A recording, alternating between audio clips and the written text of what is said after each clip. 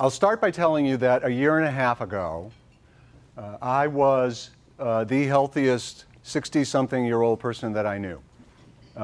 Worked out every day, ran the lakefront, ate well, kept my weight down, didn't smoke. I was a model citizen for how to live a healthy life. And then I started to have a little bit of an ache in my shoulder, and that started me down a very interesting and different journey. A CT scan confirmed a spiculated mass in my chest. And you all know that that's not a good thing. And so Dr. Odell went in to hopefully take the cancer out of my body completely and discovered in there that my entire chest wall and diaphragm was showered with tumors. And in fact, one of the few things I vividly remember from when you were telling me, unfortunately this is stage 4, you had a picture you showed me of my chest wall, and it was profound. I wasn't shocked when Dr. Odell told me I had this disease because 8 years prior I held my mother's hand when she took her last breath dying from lung cancer. And 3 years ago I held my little sister's hand when she took her last breath dying from lung cancer. And now I want to tell you about the important stuff, which is what did I learn through all of this and how do I think that that can be helpful to you. And when I share my observations with you, you'll see there were two kinds of observations. The ones I call beware, things that suck energy from you. And on the other side are things I call take care, which are things that give you energy. And one prescription for life is, in any given day, there are going to be things that suck energy from you and things that give you energy, and it's your job to make sure that there's some balance in that. So let me dive in. Let me go into the very first one. Turn on the volume. Anybody see Inside Out, the movie? It's just a fascinating study of the psyche and people. And so my big observation is turn down the volume. I am not an obsessive personality. I'm an easygoing guy. I'm also a pretty stable, smooth sailing. I don't like ups and downs. And I went from that person in a moment to somebody, really obsessed about this disease, and someone whose emotions were running rampant on him. If you're treating a patient who's got a chronic disease or some issue, and there's been diagnostic testing done, blood workup, CT scans, MRIs, pick your diagnostic tool, it doesn't much matter. But if that's going on, and then you have a clinic visit with the patient, my counsel would be start with the results. And because I am obsessed with that. From the moment I lay down in the CT scan to get my chest scanned until the moment Dr. Mahindra says, here's what we learned from that, I hear nothing. I cannot hear a word you're saying. So, and I did this the last time you came in and we started to talk about something else, and then this woman came in to do a test on me, and I grabbed the results. So it's just to illustrate just how obsessed you get, and you can't turn it off. You can't make it go away.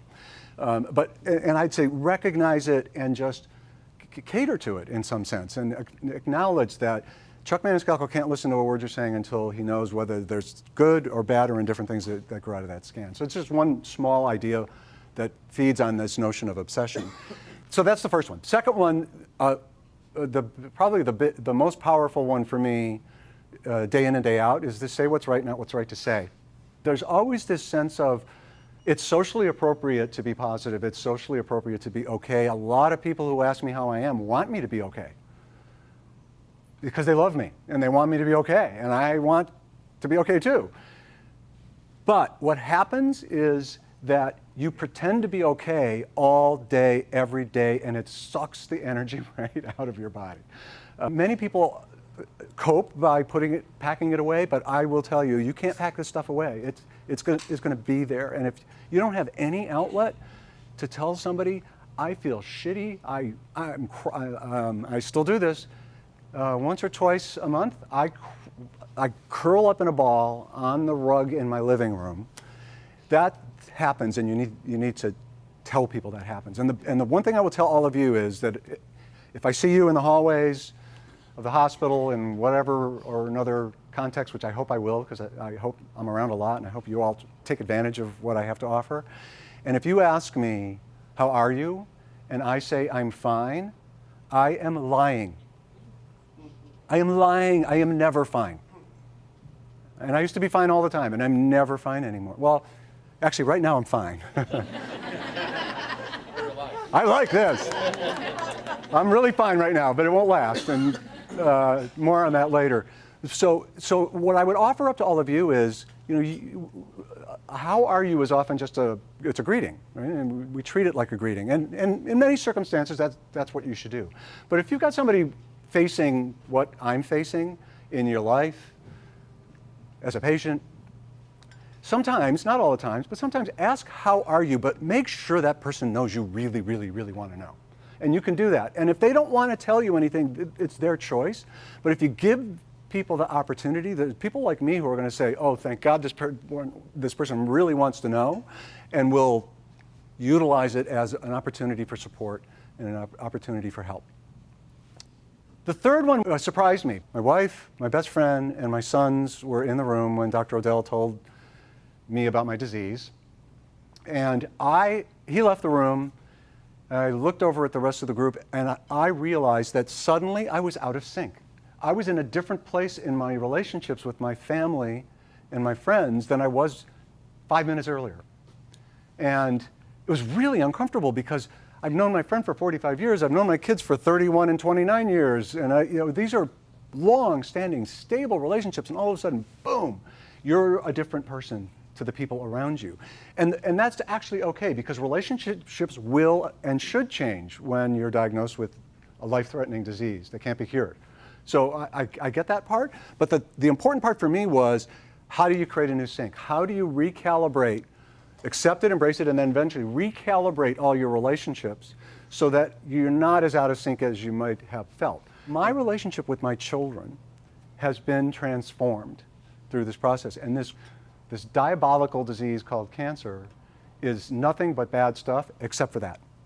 So your relationships will change. How do you recalibrate? And oh, by the way, you are going to be alone, so get used to it.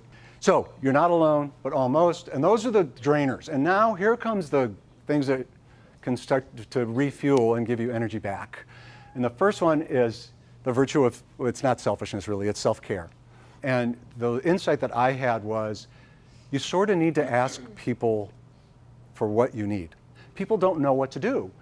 And unless you tell them what you need, they will flail about, and for the vast majority of them, there's nothing they could do. And you just say, I'll figure it out, and thank you for offering, I'll call you, I'll call you, yes, very much so. But then there's some people for whom you could use some help, and you have to be clear about asking for it. So the virtue of self-care, and then the very last one before I get to give you a few bonus ones, I call give yourself a hug. I love that picture. I want to be in that picture. I want to be one of those bears.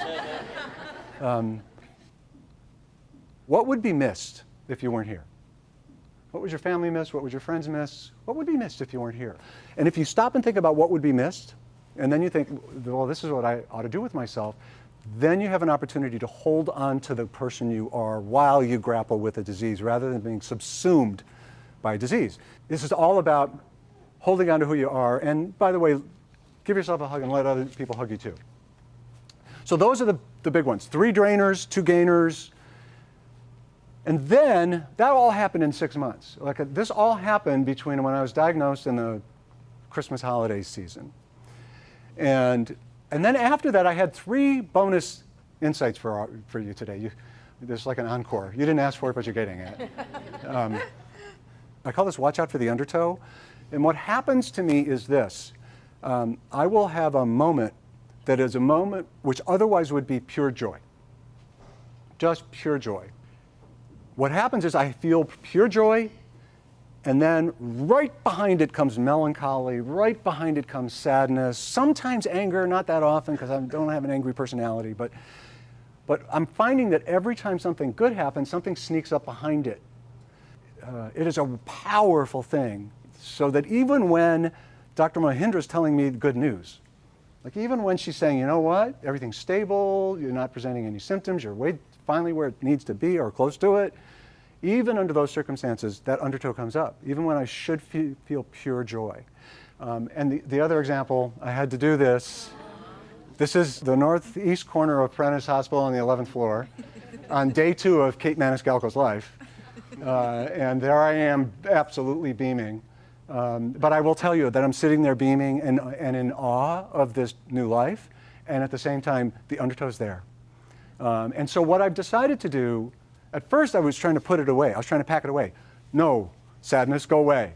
And a lot of it's about missing. You know, I talked about missing before. A lot of what comes up is I think about what I will miss, and I think about what other people will miss from me. And that's most of what I feel. And I felt that there. You know, is Kate going to benefit from me as her grandfather when she's 5, when she's 10, when she's in adolescence, when she's trying to figure out what college to choose? You know, the odds are against me. And so even in that moment, the undertow is there. So watch out for the undertow, really powerful one. I'm trying to let them both coexist. So I'm trying to be able to feel joy and feel melancholy at the same time and just let them both be, because I don't want to pull one down for the other, and I'd rather feel the melancholy but feel the joy at the same time. So that's what I'm working on. The second one is where did everybody go? You know, you have this emergency. Whoa, stage 1 cancer. No, stage 4 cancer. No, surgery. No, now it's time for systemic therapy. Oh my God, it was all intense, and everyone is just completely wrapping their arms around you physically and virtually. And then what happens is 2 or 3 months go by, I'm still sick. I'm still really sick. I'm going to be sick for the rest of my life. This doesn't go away. And people have lives. Even people who love you have lives, and they move on, and they don't call you every day, and they don't send you notes. And you have this sense of, oh my God, where did everybody go? And it's a challenge, but I also accept that this is life.